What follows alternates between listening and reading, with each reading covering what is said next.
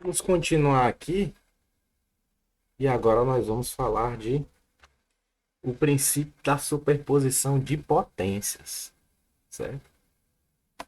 Para a gente entender isso, primeiro a gente precisa entender o que é algo linear.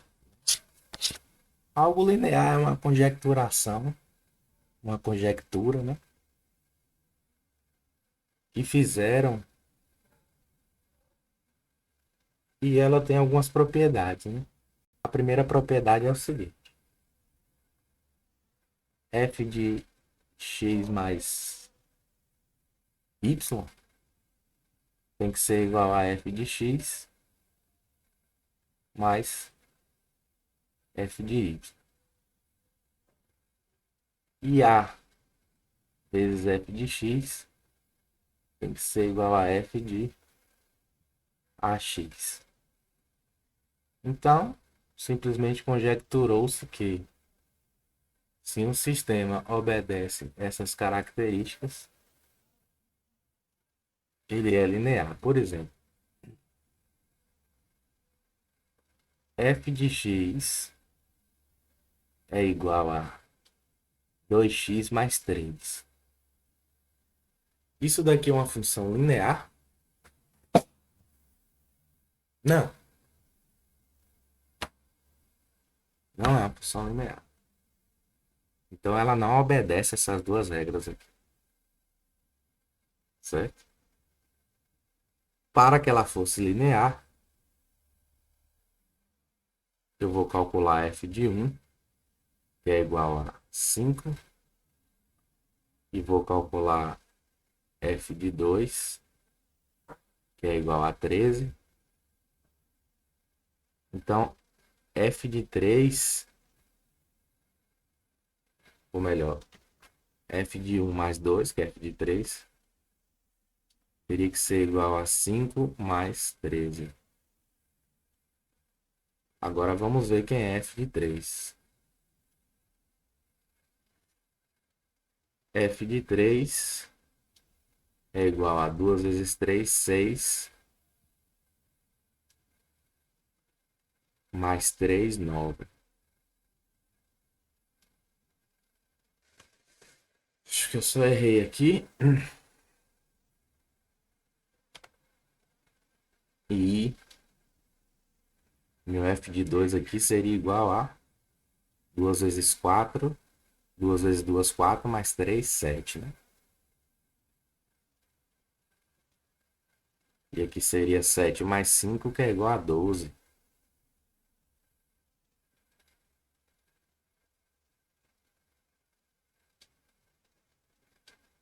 Então,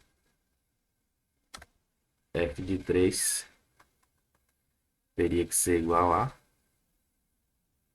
12, né?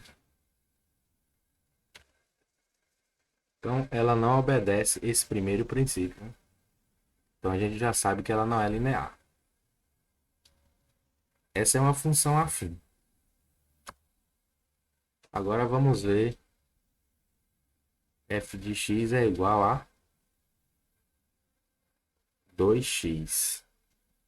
Então, vamos ver se f de 1 é igual a 2 e f de 2 que é igual a 4. Vamos ver se f de 3 é igual a f de 1 mais f de 2 e f de 3 é igual a 6 e f de 1 mais f de 2 é igual a 6 também. Então, essa aqui é uma função linear. Uma função linear necessariamente ela passa pelo zero. Uma reta pode ser assim, assim, assim, e ela passa pelo zero. No capítulo 5, nós estudamos a superposição. E aqui nós vamos estudar a superposição de potência. Agora tem um vídeo aqui muito interessante falando sobre a linearidade do sistema. E esse vídeo ele é muito interessante. Circuitos elétricos também, teorema da superposição, e eu vou deixar ele aqui para a gente observar uma coisa aqui. Hoje a gente vai falar um pouquinho sobre o princípio da superposição. Eu já comentei que isso não é bem um método de análise de circuitos, mas a gente trata como sendo na composição dos cursos, né? Então, primeiramente, a gente tem que saber que os circuitos elétricos são sistemas lineares. Então, eles respeitam o princípio da superposição, então eu posso usar esse princípio para fazer uma análise de circuitos. Tá, mas o que é isso? O que é esse princípio da superposição, né? Então, vamos lá. Primeiro, o que são sistemas lineares? Sistemas lineares são sistemas cuja saída é linearmente dependente do estímulo de entrada. Então, se eu botar isso de uma forma matemática, fica mais claro. Então, por exemplo, tem essa equação aqui, onde x é a minha entrada, seja lá o que isso significa, né? A minha entrada do sistema, e y é a minha saída. E a relação de y para x, ou seja, da saída para a entrada, é simplesmente um ganho. Ou seja, y é diretamente proporcional a x, ou seja, é linearmente dependente de x. Basicamente é isso. No caso de circuitos, pode até não parecer, mas a gente sempre consegue escrever as equações lá da lei de Kirchhoff de tensão, de corrente, no formato V é igual a RI, que é basicamente a lei de Ohm. Também I é igual a condutância vezes a tensão, também é a lei de Ohm. A gente pode escrever dessas duas formas. Então, só vamos fazer um exemplo aqui para mostrar que isso é verdade. Então, se a gente pegar um circuito qualquer aqui, eu vou fazer um levantamento pelo método das malhas, que a gente já viu nas aulas passadas, né? E aí, para a malha A, para a malha B, eu vou seguir o caminho da corrente ali e levantar as equações da lei de Kirchhoff das tensões. A gente vai encontrar essas duas expressões aqui. A de cima é para a malha A e a de baixo é para a malha B. Beleza? Bom, se eu manipular um pouquinho essa expressão, simplificar o que está entre parênteses, jogar o que depende de corrente de um lado, o que não depende para o outro do termo da equação, eu vou encontrar isso aqui. Beleza? Essa é a simplificação daquelas duas equações. Bom, se eu escrever agora essas duas expressões, ou seja, esse sistema de equações, na forma matricial, eu vou encontrar aquilo ali. Agora, dá uma olhada nessa expressão. No lado esquerdo da equação, a gente tem uma matriz, né, na verdade um vetor coluna de tensão, e do outro lado a gente tem uma matriz que só tem valores de resistência vezes um vetor coluna de corrente. Então, isso é V é igual a RI.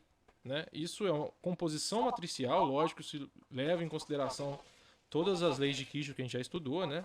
Mas no final das contas, isso é tensão igual a alguma coisa com grandeza de resistência vezes corrente. Né? Então, isso aqui é o nosso sistema linear. A gente pode ver que um circuito elétrico ele é um sistema linear de equações, então ele tem que obedecer o princípio da superposição. Beleza. Agora, o que é o princípio da superposição? O que ele diz? Ele diz o seguinte: em um sistema linear com múltiplos estímulos, ou seja, entradas, a saída pode ser construída pela soma da contribuição individual de cada estímulo. Né? Ou seja, se eu analisar, por exemplo, um circuito com múltiplas fontes, se eu analisar o comportamento de cada fonte individualmente, né? Calcular as saídas, ou seja, as grandezas que eu quero calcular, a corrente num ramo, a tensão num componente, é isso. Né? Para cada uma dessas fontes. E no final, somar a contribuição individual de cada uma, eu vou ter o resultado final. Né? É isso aí. Ainda está confuso? Então, vamos fazer um exemplo numérico agora para mostrar como que esse princípio pode ser aplicado, tudo bem? Então, para isso, eu vou usar esse circuito de exemplo para o resto. Até aqui eu acho que está bom. Até porque eu já falei muito sobre isso no capítulo 5. No entanto, agora nós estamos trabalhando com fontes senoidais. Então a coisa muda de figura um pouquinho, né? Vou só tentar consertar aqui a minha mesa.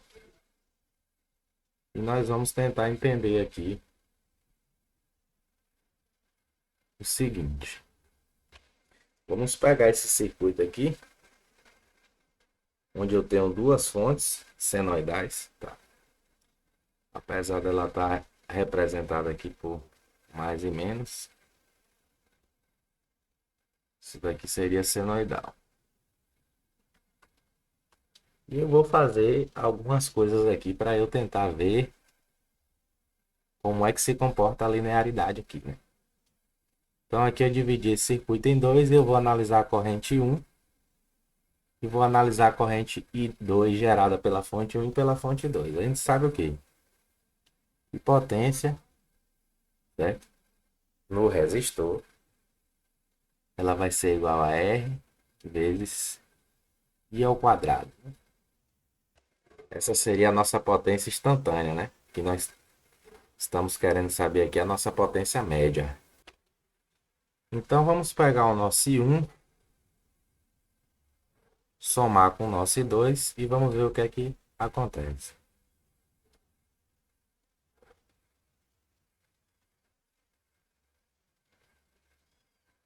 Isso vai ser igual a R vezes o quadrado do primeiro mais 2 vezes o primeiro vezes o segundo mais quadrado do segundo.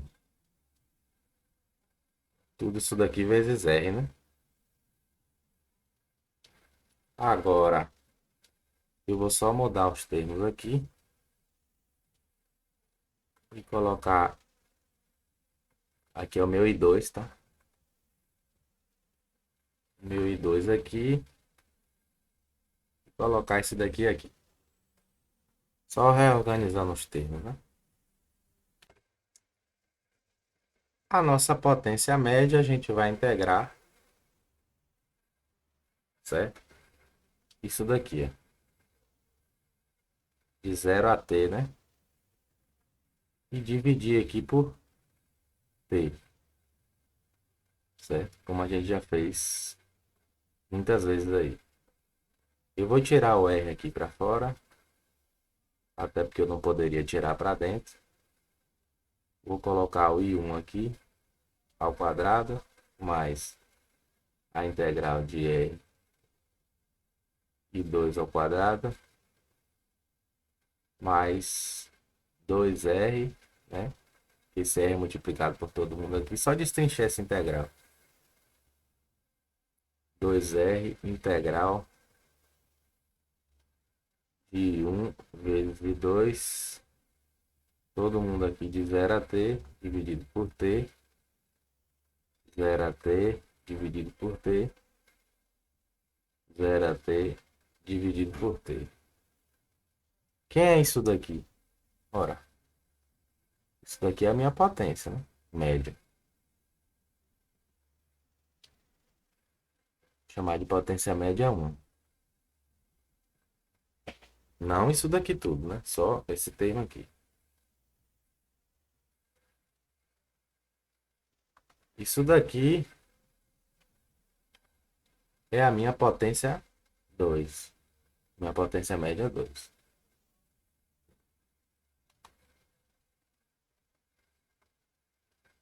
Então eu vou colocar aqui P1 mais P2. E que é isso daqui?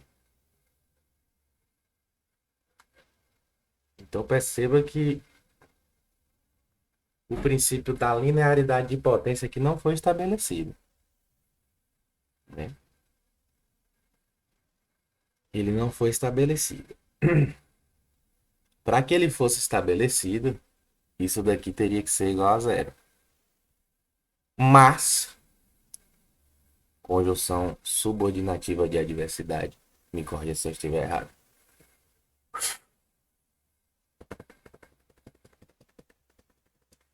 Esse termo aqui ele pode ser igual a zero. Por quê? Porque o meu I1 ele é um A vezes um cosseno de WT mais um ângulo. E o meu I2 é um B vezes. Na verdade aqui, eu vou colocar aqui um W1.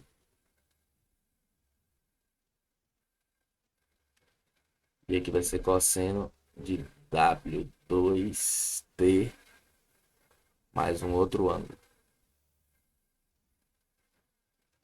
No capítulo integral disso daqui, 2 vezes R dividido por T de 0 a T. No capítulo 15, eu mostro para vocês o seguinte. Que essa integral aqui, ó, ela vai ser zero somente se W for diferente de W2. Quando W1 é igual a W2, ela não é zero. E sim cosseno, claro, tirando o A e o B aqui, né? Desse 1 aqui menos esse 2. Então, olha só que coisa interessante. Nós não vamos usar, geralmente,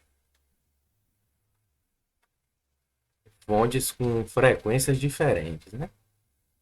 Porém, se eu tiver uma fonte com frequência diferente, eu posso usar o princípio da superposição de potência.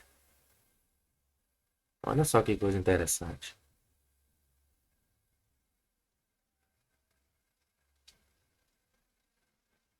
Agora, se eu tiver fonte com frequências iguais, eu não posso usar o princípio da superposição de potências. Eu não posso somar fasores com frequências diferentes. Cosseno de 3W mais 4, eu não posso somar ele com um cosseno de 4W mais 4, que ele deixaria de ser um fasor. Eu posso até tentar fazer isso aqui no Google. E eu tenho aqui um cosseno de 5t mais cosseno de 3t. E vocês podem perceber que isso daqui não é um fasor. Não é verdade? No entanto, eu posso somar os fasores se eles tiverem as frequências iguais. Sendo assim, nós vamos resolver uma questão aqui e eu vou direto para o livro. E ela é o seguinte. Deixa eu só ver aqui uma coisa. E eu quero só ler isso daqui para vocês. De acordo com o princípio da superposição de potências médias, portanto, a potência média fornecida em um circuito por várias fontes senoidais agindo simultaneamente é igual à soma das potências médias das fontes agindo sozinhas se, e apenas se, não existirem duas fontes com a mesma frequência.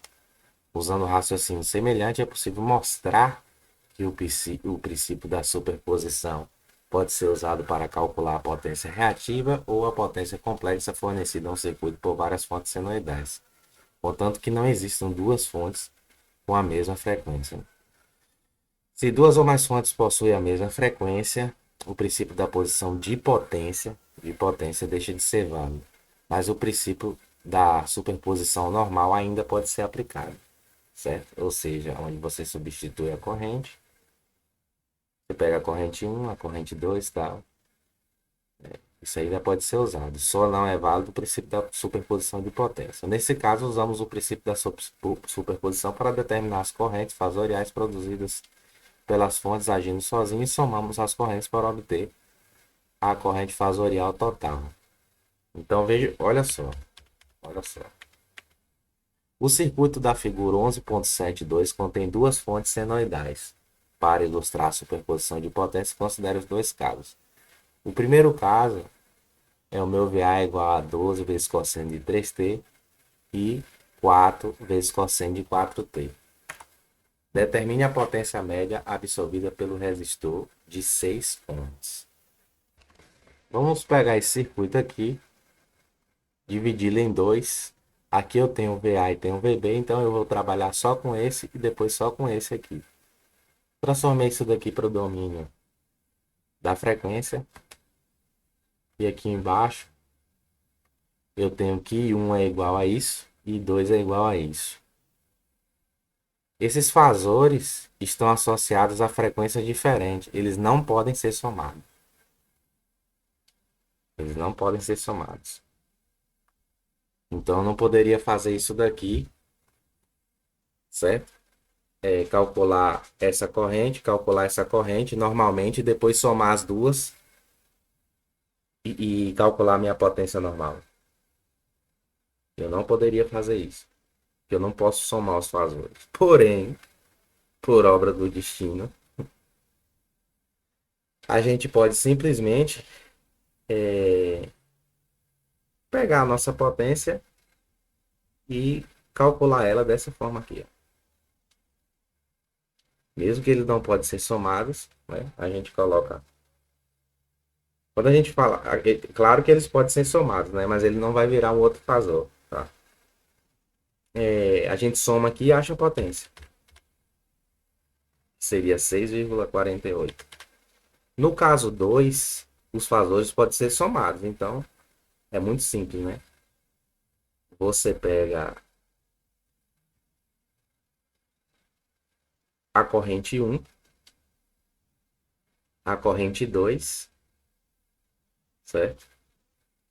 E aí você pega e soma a corrente 1 com a corrente 2 e acha a potência. Porque você não pode calcular a potência com a corrente 1 e depois somar com a potência com a corrente 2. Estão entendendo isso? Porque não existe superposição de potência, porque a potência ela não é linear. R ao quadrado não é algo linear. Certo? Da mesma forma, você não poderia fazer isso daqui também. A potência ela não é linear. Vou colocar aqui, ó. A potência R vezes I ao quadrado não é linear. Então, eu não posso usar a superposição de potência em lugar nenhum. Certo? Agora, como a gente viu, eu posso, se os meus fasores têm uma frequência diferente, colocar, né, somar I1 mais I2 e achar a minha potência. E se os fasores forem iguais, eu não posso fazer isso.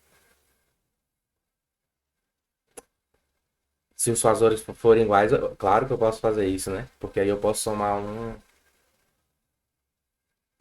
com o outro. O que eu não posso é pegar o meu I1, calcular a minha potência gerada por I1, depois pegar o I2 e pegar a minha potência por I2 em hipótese alguma.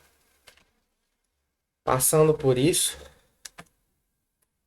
nós vamos ver aqui a transferência máxima de potência, que nós já vimos, né?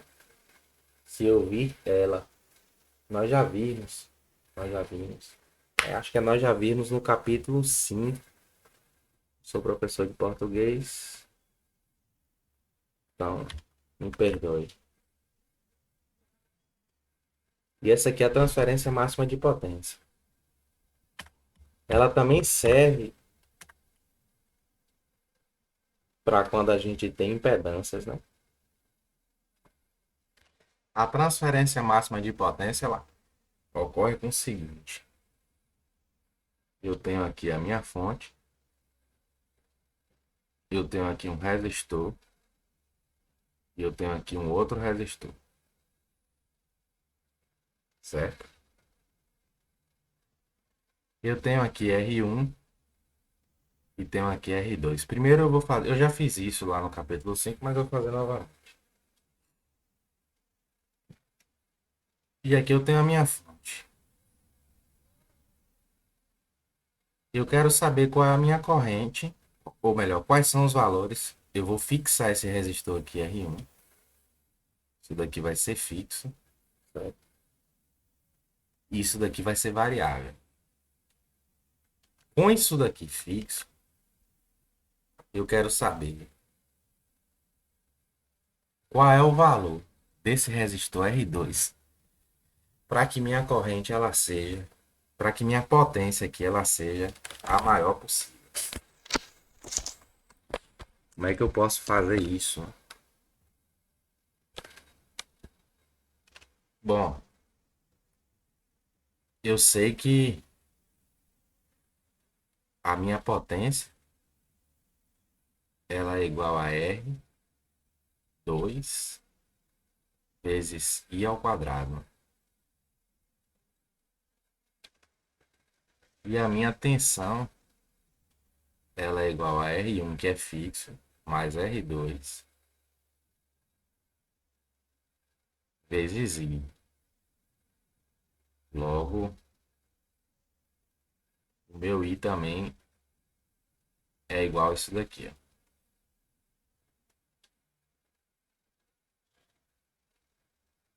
U dividido por R1 mais R2. Eu vou substituir esse U aqui, esse I aqui, perdão, e obviamente vou colocar a seleção transparente aqui. O meu U é fixo também, tá? Então, isso daqui vai ficar ao quadrado, isso daqui vai ficar ao quadrado. E nós vamos colocar isso daqui aqui, ó. Essa é a minha potência. Eu tenho apenas uma variável, que é R2. Como é que eu faço para saber a minha potência máxima? Ora, eu simplesmente vou fazer uma derivada igual a zero, né? Antes disso, eu vou tirar isso daqui e fazer quadrado do primeiro mais duas vezes o primeiro vezes o segundo mais quadrado do segundo. Nós temos aqui a derivada de uma divisão. Então, derivada do primeiro é 1 vezes o segundo normal. No caso aqui vai ser o ao quadrado, aliás. R1 ao quadrado mais 2R1 vezes R2 mais R2 ao quadrado. Menos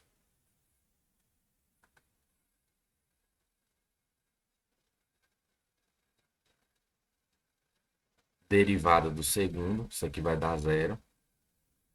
Aqui vai dar 2R. 2R1, aliás, né? Mais 2R2.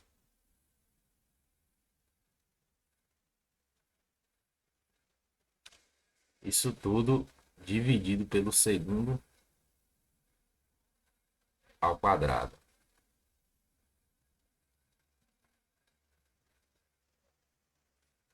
Isso tem que ser igual a zero, né? Para eu achar o meu ponto máximo. Para que isso seja igual a zero, eu vou jogar isso para o outro lado.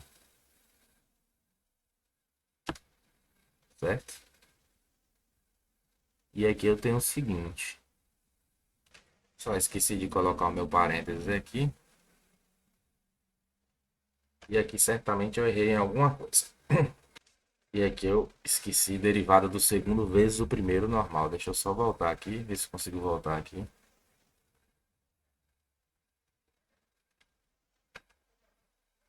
Derivada do primeiro, né? Vezes o segundo normal. Vou voltar aqui rapidinho. Menos derivada do primeiro, do segundo, né? Que é isso daqui, né? 2R1 mais 2R2 vezes o primeiro normal. Isso tem que ser igual a zero. Eu vou cortar os dois U's ao quadrado. Vou multiplicar isso daqui, vai ficar R2, 2R2 ao quadrado aqui.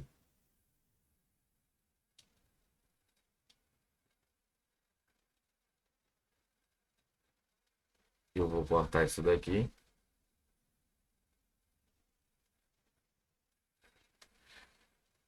E R1 vezes R2 aqui.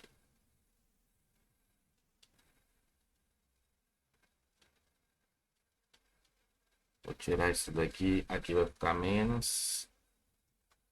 E aqui vai ficar menos.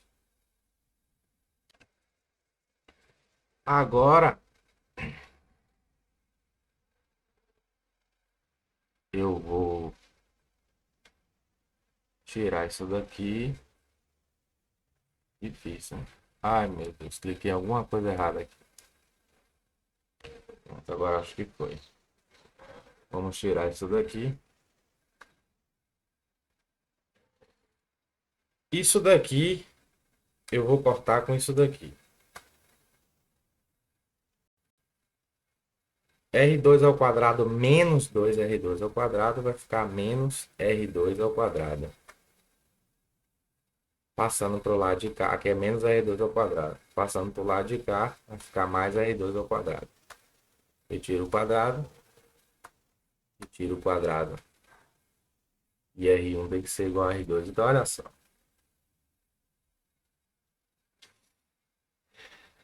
O meu R1 tem que ser igual a R2 para que haja a transferência máxima de energia. Mas, se ao invés do R eu tiver uma impedância,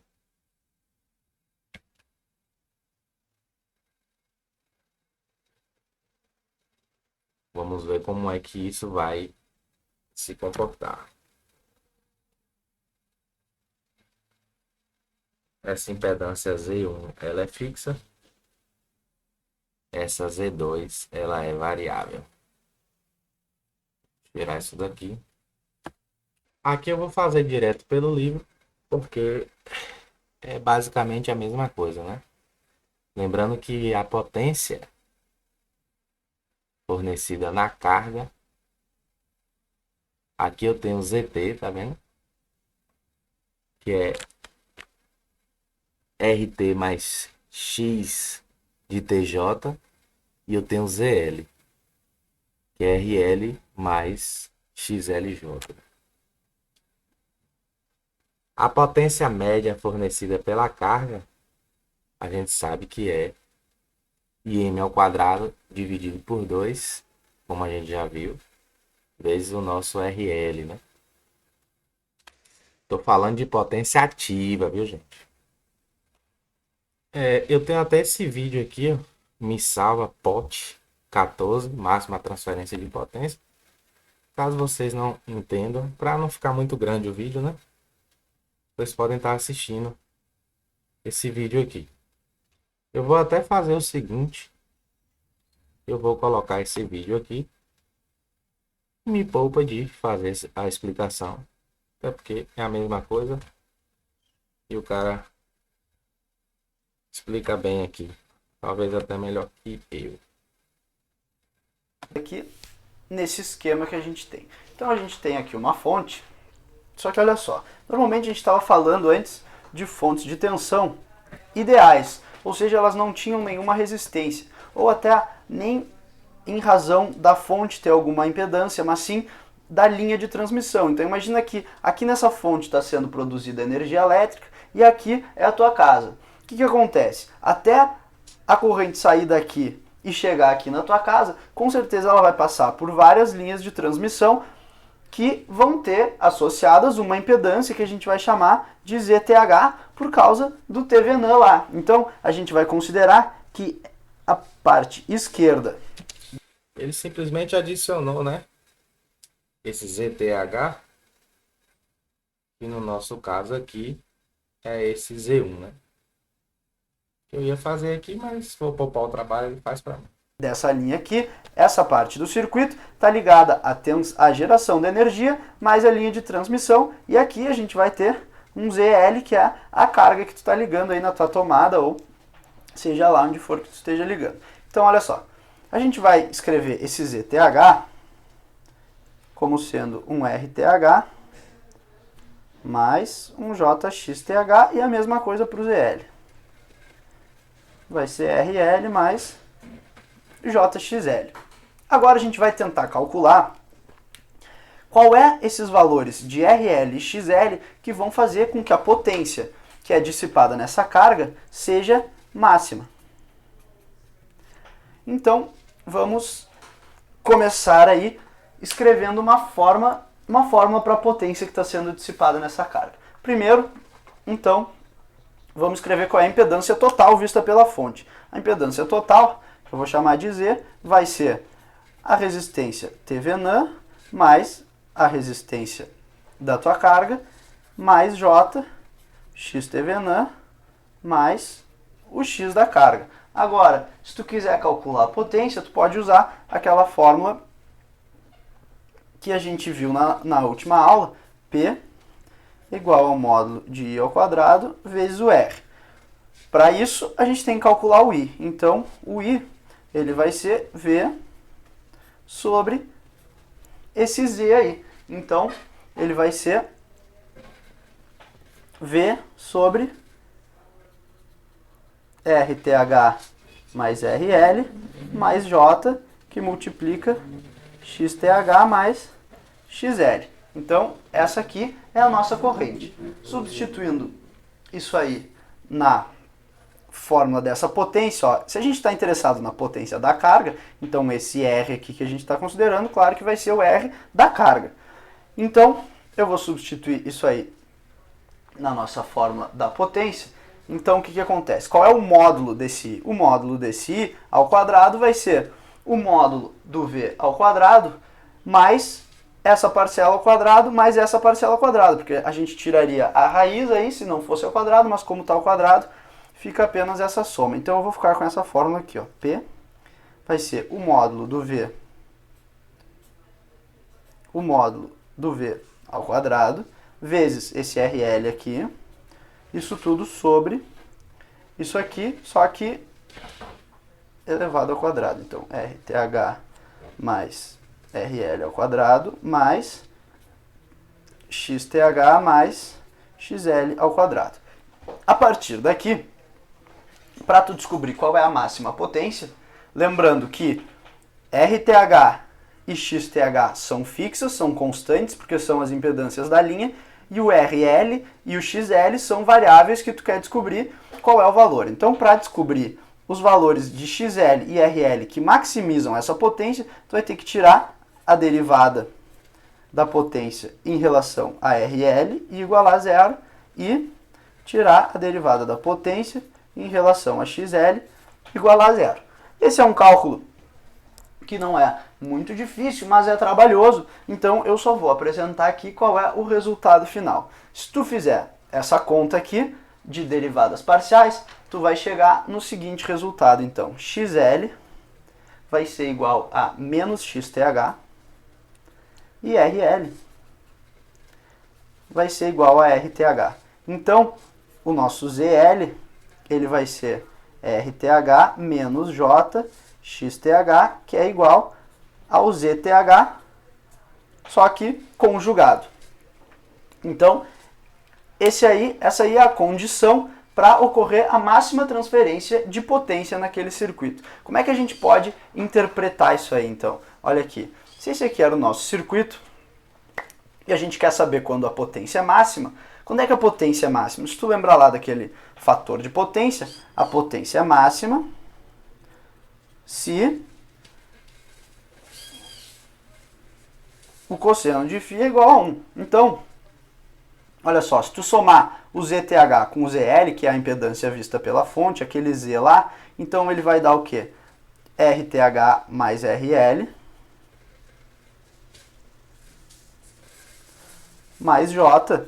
E agora a gente tem aqui XTH, aqui o RL era igual a RTH, né? E o XL é igual a menos XTH. Então aqui tu vai ter menos XTH, portanto essa parte imaginária do Z vai ir para zero. Então isso aqui está nos garantindo que o cosseno de φ seja 1. E se tu lembrar lá dos nossos circuitos resistivos, a nossa condição para a máxima transferência de potência era exatamente essa, que a resistência tinha que ser igual à resistência TVNAN. Então é um teorema que faz bastante sentido aí se tu pensar tanto em termos do fator de potência quanto em termos dos circuitos resistivos que a gente já tinha visto antes como é que se comportava. Então, essa foi aí a matéria do nosso curso de potência em regimes permanentes senoidais.